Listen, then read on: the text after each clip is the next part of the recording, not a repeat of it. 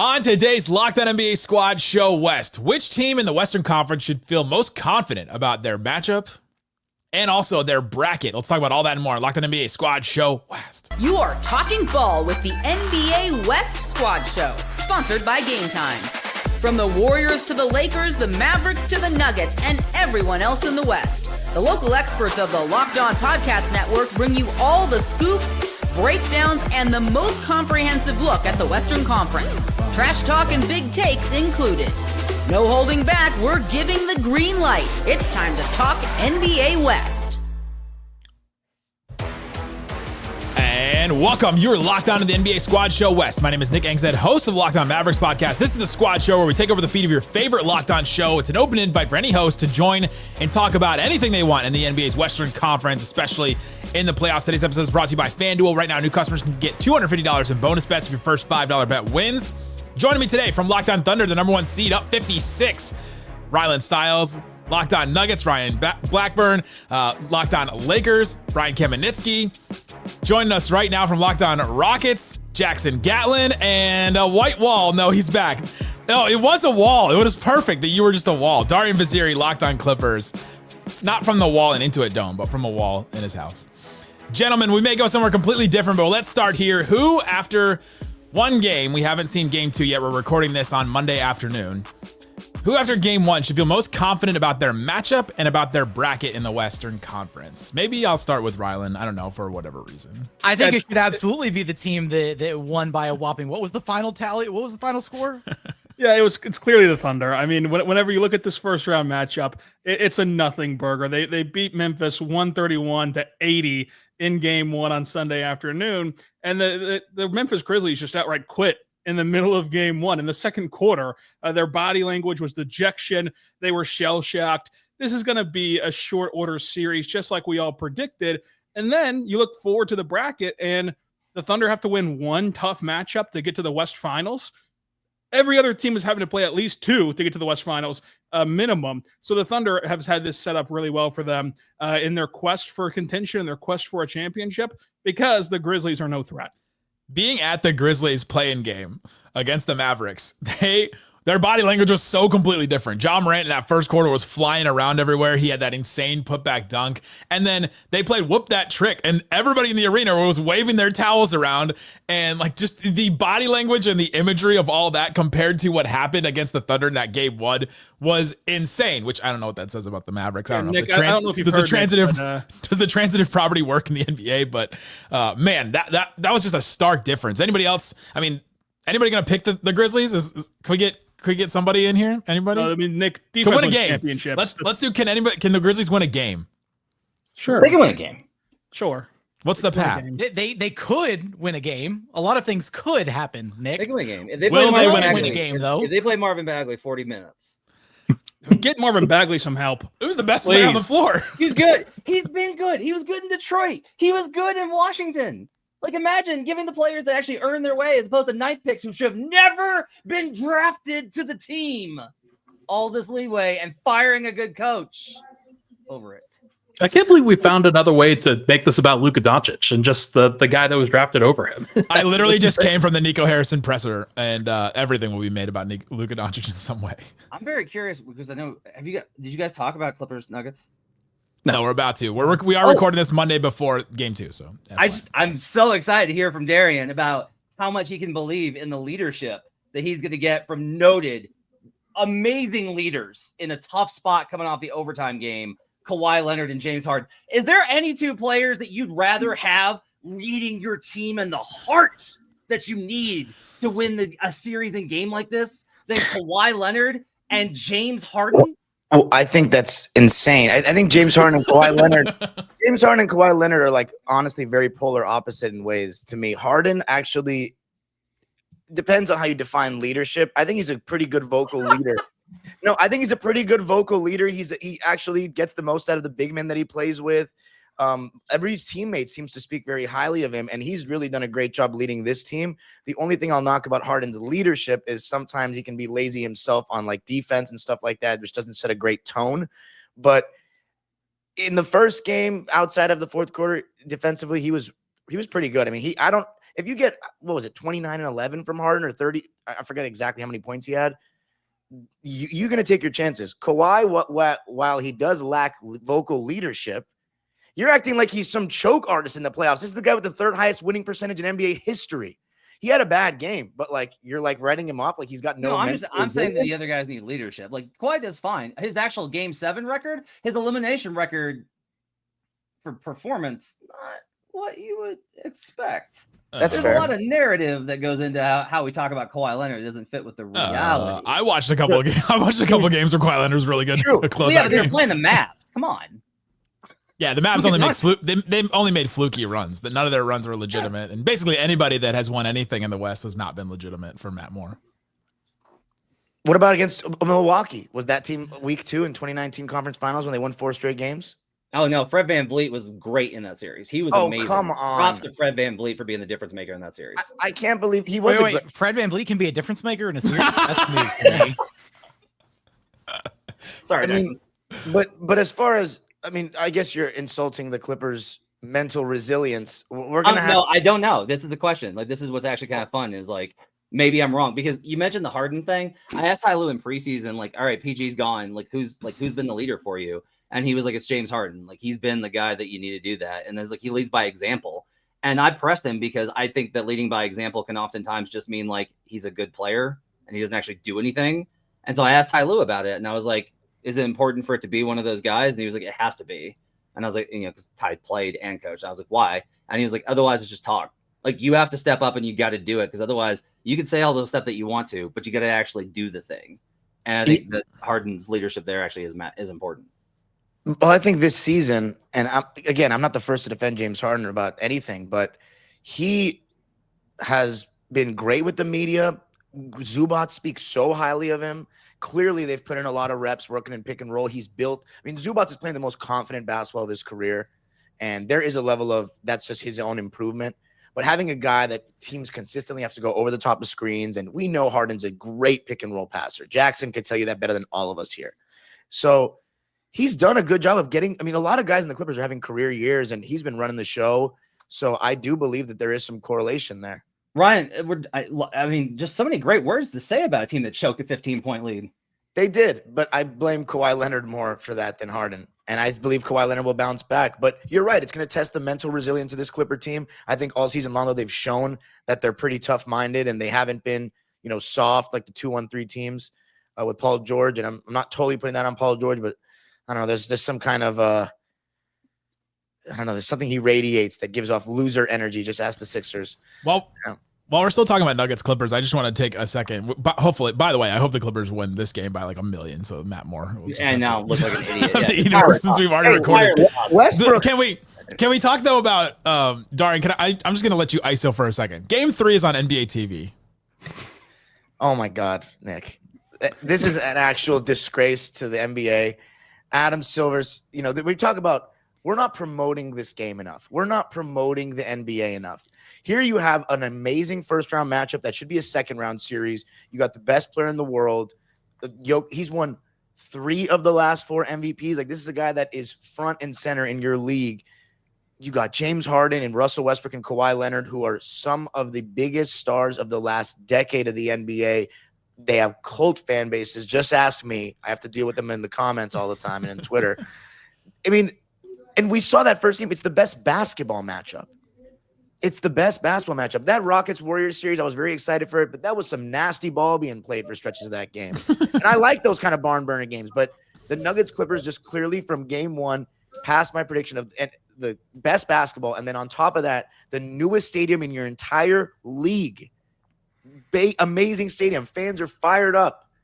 First game in that stadium, NBA TV. For what matchup? Not the Warriors-Rockets, not the Lakers-Timberwolves. For the most lopsided matchup of this first round.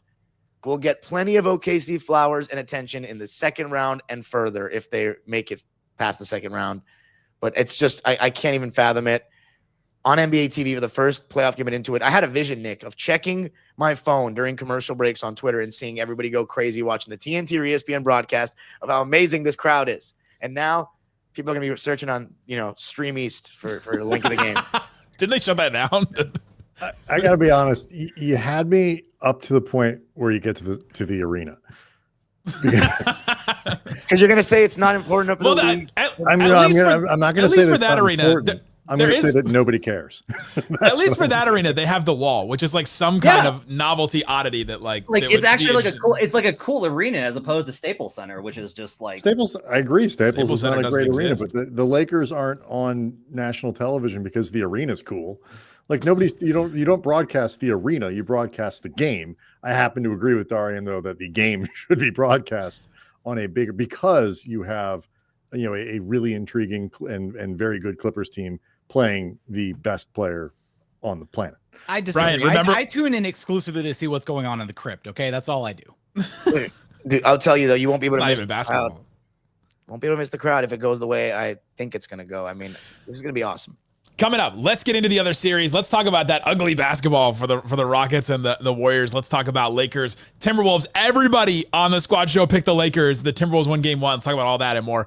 Coming up, Locked On NBA Squad Show West. Today's episode of Locked On NBA Squad Show West brought to you by FanDuel. FanDuel Sportsbook has all kinds of props and odds you can use to get in on the action. Check it out. Put down $5. You can get $250 in bonus bets if your first $5 bet wins. I'm looking at the series odds, and right now, my favorite one on FanDuel is Oklahoma City Thunder to win the series. Minus 10,000. You have to bet $10,000 to win 100 for the Thunder to get money on the Thunder to win the series, which is absolutely wild to me. Love it. We were just talking about Clippers and Nuggets. Nuggets minus 138. Clippers plus 118 to win the series. You can go check out those odds and all kinds of other stuff at FanDuel. Again, put down $5 if it's your first $5 bet and you win. You'll get $250 if that bet wins. Check it out. FanDuel.com. Again, FanDuel.com. Thanks for hanging out with us on Locked On NBA Squad Show West. Darian was so upset he became a wall. He became a wall again. He's now embodying the wall at Intuit Dome. We've got a great show that covers every single one of your favorite teams. Go check it out. Locked On Nuggets, Locked On Rockets, Thunder, Lakers, Clippers, all playoff teams here except for yours truly. You guys are still in the intro. Just it's a testament to your pull around the network. The Mavericks are part of the graphics package. Tough. People were definitely talking about the Mavericks more than they were talking about the Timberwolves before the playoffs, but for the worst reasons. Every single person on the Squad Show last week picked the Lakers to win this series. The Timberwolves win game 1. Anybody faltering on their pick of the Lakers? Or some of you weren't here last week. Do you feel differently than everybody last week? Everybody still confident about the Lakers? Brian, you're still confident about I thought we were doing democracy here for a second. This is democracy. One single person gets to decide for everybody else. I thought at some point Minnesota was going to win a game at the Crypt, with the passionless building that Matt hates, driving the Lakers to a loss. I'm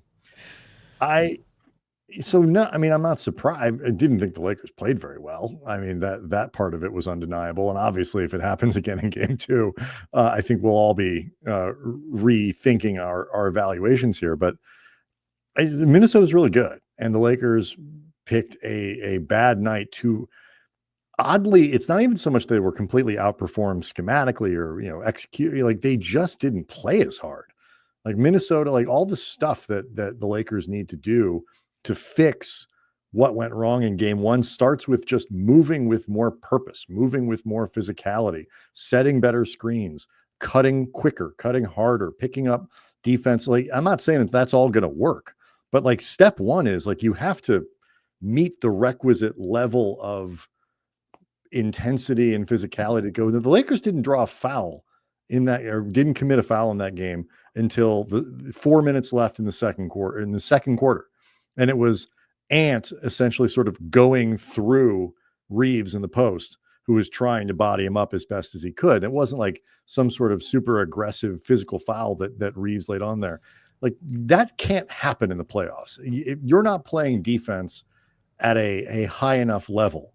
If you can go, 18 minutes in the first half without drawing a foul, I mean, come on. Was this just the LeBron game 1 feel out game? Luka has those as well. They lost every single game 1. I don't like attributing stuff to like, oh, this is just how LeBron does. Lakers played like booty. They played very poorly in this game. They were not, LeBron wasn't intent. He has won game ones before. It's very common for him to lose game one. It's also very common for him to win game one. So they weren't intentionally just feeling this thing out and throwing it away. But his track record after losing game one and Luka's and all that makes me feel like it's not quite over yet. There's a lot the Lakers can do better, even notwithstanding changes Minnesota can make. It does kind of feel letting Jade McDaniels hit every shot under the sun, right? Like that's probably adjustment number one. Just stop him from hitting everything. Isn't Jade McDaniels just gonna? I mean, like to some degree, if he shoots 85% again, like he's only scored 20 plus 12 times this season. Right. So you just sort of to some degree assume that's going to happen again. Yeah. It does also just feel kind of like economy of effort for this Lakers team that has played. They post All-Star break. One of the big factors for them and the way that they were guarding was that they were playing harder and having to scramble as often as they were with as small as they were. I think it was Jaden McDaniels who was talking about, I might be the tallest guy on both sides because they don't have a center that they are willing to play more than 8 minutes. It's also they only play Jared Vanderbilt 14 minutes. And so we were talking about this in the show for today for Monday. Let's assume that it is a long series. If the Lakers can't develop some confidence to play Jackson Hayes, to play Jared Vanderbilt or whatever, not only are they going to be really small in terms of, just overall height. The Lakers are a long team and they're big, but you're playing without a center, you become sort of, at least to some degree, small. You're also playing with like 6.5 guys against a team that's featuring like 8.5. And over the course of a series, I don't think that could be problematic. Just that the Lakers' depth can be overrated in the playoffs. Who you are 5 to 9 doesn't necessarily matter as much as who you are 1 to 4. But you got to play some dudes, and the Lakers are threatening to play such a short rotation that it could become problematic later on. Hey, join the club. As there's often said that the culture of a team takes on the identity of their best player. So a team that gave no effort and didn't work hard and just kind of ran around and got points, that might track a little bit there. You don't have anything nice to say about anyone, do you? I mean, Austin Reeves. I have a lot of nice things to say about Ryland's team. I have a lot of nice things to say about Ryland's team. And Marvin Bagley. Yeah. That's all I got. Those are your two guys. Listen, all you got to do is beat a team by 50, and Matt Moore's going to come around to you. That's how you get the Matt Moore stamp of approval. You need a 50-plus deficit. So nobody's wavering, though? Everyone just thinks it was one game? I was about to say, my excuse is I've been through a lot this year, and I haven't watched Minnesota play in months, and I had a bad pick. It was rash, and I didn't think this matchup through. The Lakers don't have nearly enough resistance to their best player compared to what the Wolves have. I mean, they have great defenders all over the board. I was realizing that LeBron, they're going to be okay switching Naz Reid and Rudy Gobert out to LeBron one-on-one, and it's going to come down to him getting downhill and really, because he didn't really create that many offensive advantages like normal. And it just felt like Austin Reeves, if he's not going to be able to get by these guys, I mean, because the Lakers have nobody for Anthony Edwards. They have no one that can stay in front of him at all. Yeah, go ahead. I don't know what to expect from the defense, man. Like every time I'm like, oh, they're going to be like, they make the trade. I'm like, oh, they're going to be terrible on defense. And then JJ schemes up like a perfect weak side zone system. Right. Like against the Nuggets. To compensate. Like they're just terrific. And then they go through a stretch where it's like, no, they're actually terrible. I'm like, oh, okay. So like that was just a blip. And then they went back to being really good. Like, why are we not overthinking the Clippers or the Timberwolves just shot 50% from 3 and made 21? Because they were so open. The quality of looks were so good. It's like, and especially if the Lakers aren't making shots because the Wolves defense is getting stops, their transition defense is horrid. And it's been terrible all season.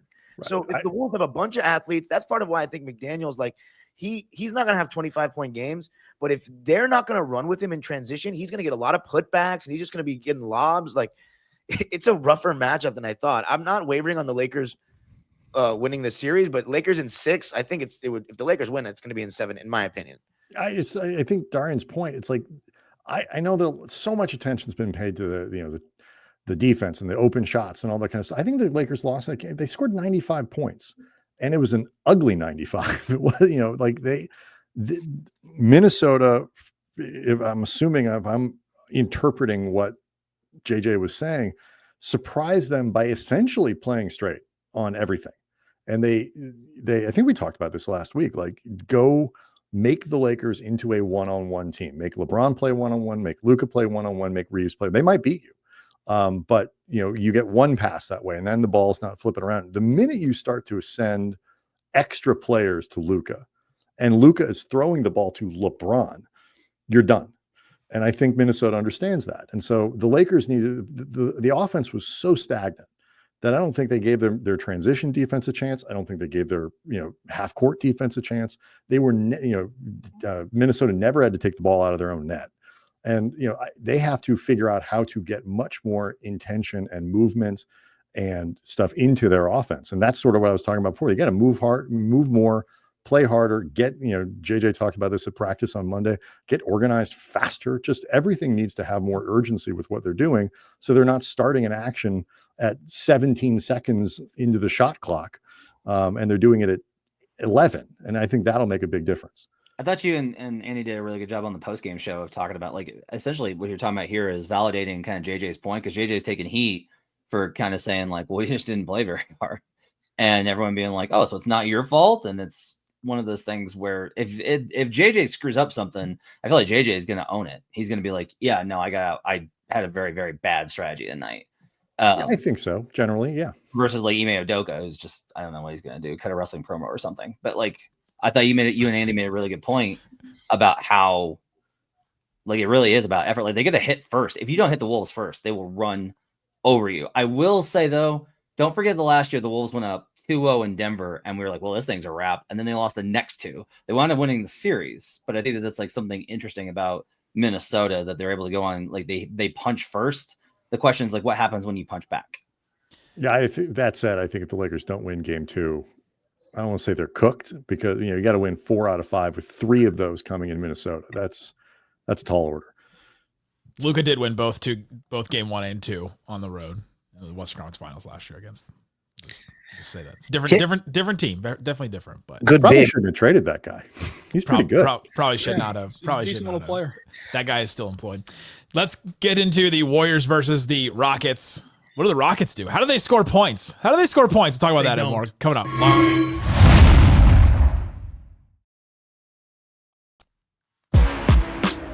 Thanks for hanging out with us on Locked On NBA Squad Show West. We have a newsletter that covers your favorite team, LockedOnDaily.com, to find all those newsletters. You can subscribe to as many as you want, honestly. Clippers, Thunder, Nuggets, Lakers, Mavs. They have nothing. We have nothing to talk about all summer.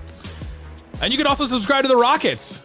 And if you subscribe to the Rockets, expect them to be very defensive. Jackson, you came on the Squad Show last week defending your boys to the top, and everything that we kind of said came true, or did it? It did to some degree. Absolutely. It kind of manifested itself in, honestly, the worst way possible, which was Jalen Green and Fred VanVleet both coinciding to have like a pair of the stinkiest games you'll ever witness in the postseason.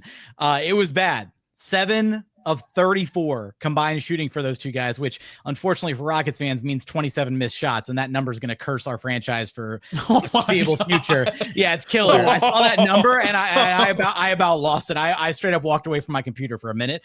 All right. So look, 27. Yeah. The Rockets half court offense has been an issue all season long. It's been a problem, but generally throughout the season, they've gotten enough out of their offense, be it with Şengün's consistency in the middle and then contributions from other guys up and down the roster, to be able to win some games, right? And the nights where they do lose, the losses that get really ugly in Houston are the ones where the exact thing happens. Alperen Şengün played out of his mind, had a phenomenal game, and nobody else decided to show up to help him out until it was a little bit too late in the fourth quarter. By then, they didn't have enough juice after getting into a 23-point deficit to come back out on top.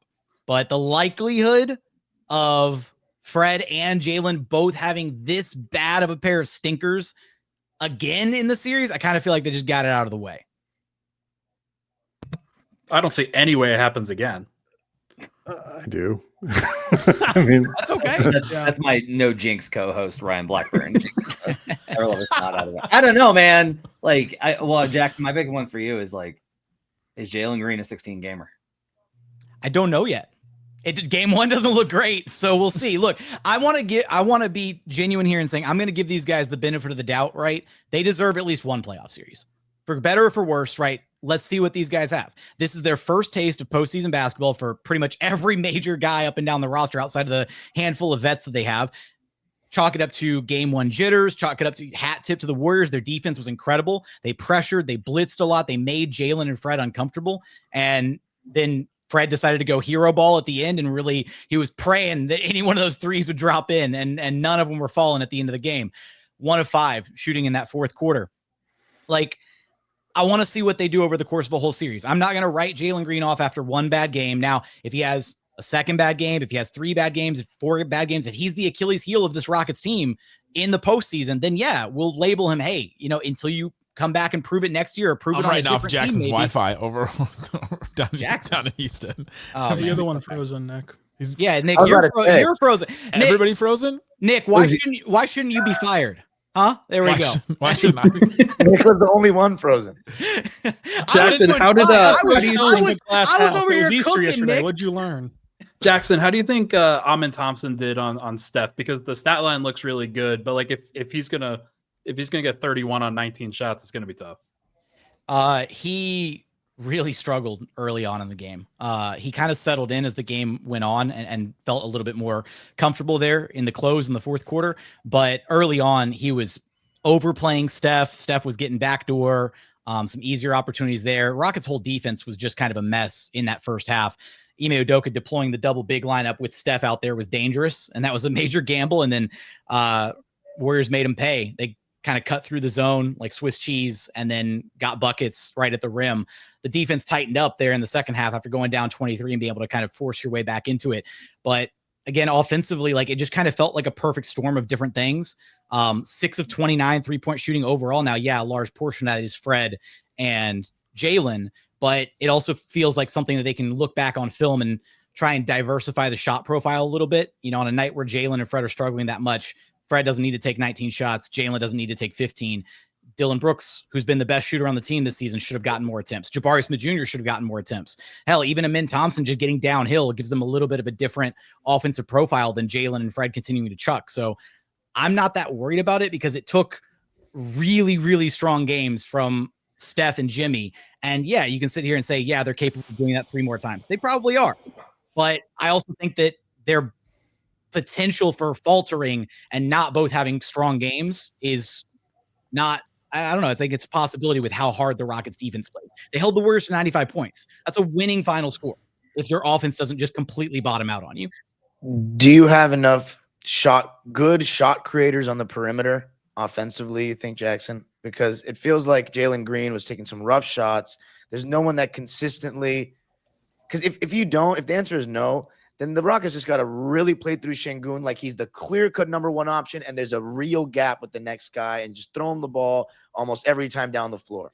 No, Darian, you're absolutely right. And this has been the issue with that mantra that the Rockets have had this season. Sometimes you, sometimes me, always us. There isn't really a clear hierarchy, and that is a problem, and that's kind of an indictment of the coaching staff. And Ime Udoka needs to be able to like kind of iron that out and be like, all right, look, so-and-so has the hot hand. You got to feed him, right? Alperen Şengün was feasting, getting pretty much whatever he wanted against this Warriors defense. Maybe a little bit by design. They elected to guard him in single coverage most of the night, but he only got 1 shot attempt in the fourth quarter. 9.5 minutes, only 1 shot attempt.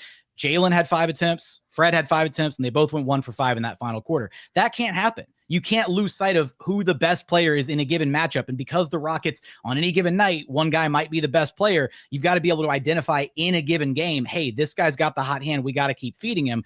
And they didn't do that in the fourth quarter. I thought Amin was really good in the fourth quarter in terms of like, it looked like he was ready to take like the step up to the moment and make some plays.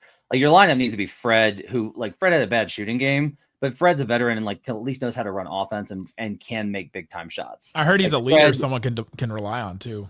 Yeah, like Fred, Amin, Jabari, Adams, Şengün needs to be your starters and closers, and Jalen Green can chuck up some shots in the middle. Like that needs to be that needs to be the structure. The problem is, even with Fred out there, and like this is the Rockets are reliant on Jalen Green. They need a version of Jalen Green that can self-create to an extent. They do, because unfortunately, Fred, like watching Fred in the non-Şengün minutes is painful because he doesn't have any ability to get downhill. He doesn't have an ability to really generate great offense without the Rockets playing through Alperen Şengün. And those moments got really sticky without Şengün on the floor.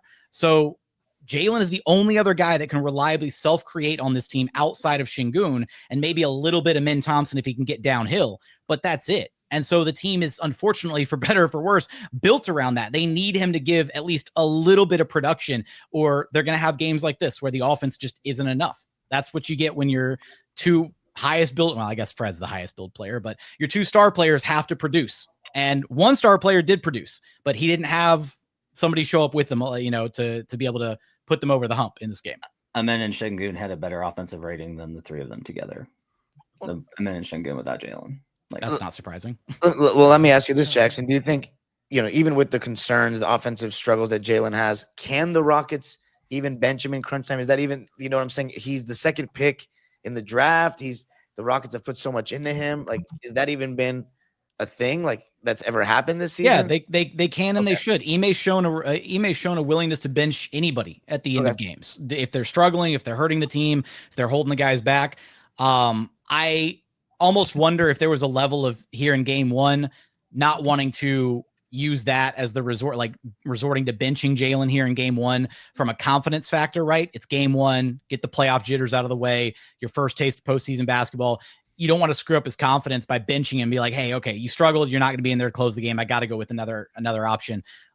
Maybe that's babying. Maybe that's not the mentality it was at all. Maybe he really did think Jalen was going to be one of his best five guys to close out that game. But and I agree with Matt, the closing lineup shouldn't have included Jalen Green in this game.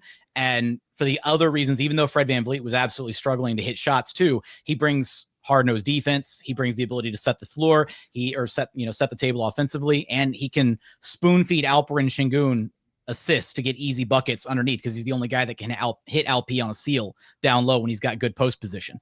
So for all those reasons, Fred's got to be out there. Amin's got to be out there. He's your best defender. And pick your poison between two of the other three wings. Or if you want to go with the double big lineup, have Adams out there. But Jalen Green was killing the Rockets in this game. He was. Rylan, what team after this game ones are you most confident can take 2 games off of the Thunder? I would say I still would hold strong that Minnesota could do it, the Lakers could do it, and do more than that for the Lakers and the Timberwolves. And I still think that Denver would be no pushover, and neither would the Clippers. I think that the Thunder would win the second round matchup between whoever wins that first round game, but it wouldn't be in a sweep. It wouldn't be in 5 games. I think that there's too much respect for what is capable of happening with those two teams against OKC. But so for 2 games, it would be the 4-5 seed Minnesota and the Lakers. Rylan, how dare you? Rockets took 2 games off the Thunder. Okay, they had an extra game because of the NBA Cup. I mean, the 4 real regular season games they won once on the Fred VanVleet 38 ball. Congratulations, that's not going to happen. The Rockets aren't going to make it out of the first round, so who cares? Jackson, the Mavs beat the Thunder 3 times this year without Luka, so I don't know if that's. Looking at their regular season losses is a great indicator. The Rockets have 0 hope against the Thunder. They have 1% hope against the Warriors. Who's going to score the ball? You got what you wanted. You got a 95-point total from Golden State, and that's what happened. Nobody could score. There's no offense. Good luck. Good luck. Are the Warriors going to? I know we're talking about the Rockets in the year of our Lord 2025 holding a team to 95 points and losing by double digits. What are we talking about? Congratulations, you executed your perfect game plan. And I agree with you, that's probably not likely to happen again. Teams just accidentally score 95 in the NBA now. But are we sure that the Rockets can keep a lid on Golden State to where they're only scoring 95 and that doesn't go up to 105 or 110 over the course of the series? Because I think there is can Houston win a game where they need to score 118 points to do it? They can. And actually for the last 2 months of the regular season, once their shooting percentages started trending up and they were kind of hovering around 38% or so for the last month and a half of the season, their scoring totals went up. They looked like a much better offensive team. Some of it just boils down to knocking down shots in the half court because they do actually generate some wide open looks off of how defenses guard Alperen Şengün, how they sometimes blitz and trap Jalen Green. But there's just bad shooters up and down the roster. And again, a lot of credit to the Golden State Warriors defense in this game. They made the Rocket shooters uncomfortable. They ran them off the 3-point line, and they really put a lid on the basket as far as just collapsing in the paint. Rockets played in the crowd too much. They turned the ball over way too much in the second quarter. That was the quarter that killed them. They only put up 13 points in the second quarter, 7 turnovers, only 13 points, only 2 Rockets scored. Şengün was perfect, 4-4 from the floor. And then Dylan Brooks hit a 3 and had a bucket somewhere else in there. That's all you got. I believe you, but they're going to make memes out of Nick's face for the first 18 seconds of that answer, because he was not buying what you were selling. I love it. I'll take all the memes. My confidence hasn't wavered. Maybe it's irrational. We'll see how it goes. Well, come back to me after 6 or 7 games. If you can't score the ball against anyone in general and then face the Thunder's defense, it's not a good recipe. No, but look, here's the thing. Alperen Şengün was scoring the ball just fine. They just need to go back and realize that he needs to get 25 plus shot attempts. That's all. That's the recipe. Cut down on the threes from Jalen and Fred. Give Alp more touches. Don't ice out your best player in the fourth quarter. It's that simple. Sure. It's that simple, I'm sure. It's incredible. Dump it into Şengün. Are the Houston Rockets one Marvin Bagley away from a title? I think that's the question. We'll talk about that on Locked On Rockets later today. Go check it out. Great shows all the time, guys. Go check out our newsletters, LockedOnDaily.com. All kinds of good stuff coming from all these hosts. Thanks so much for listening to Locked On NBA Squad Show West.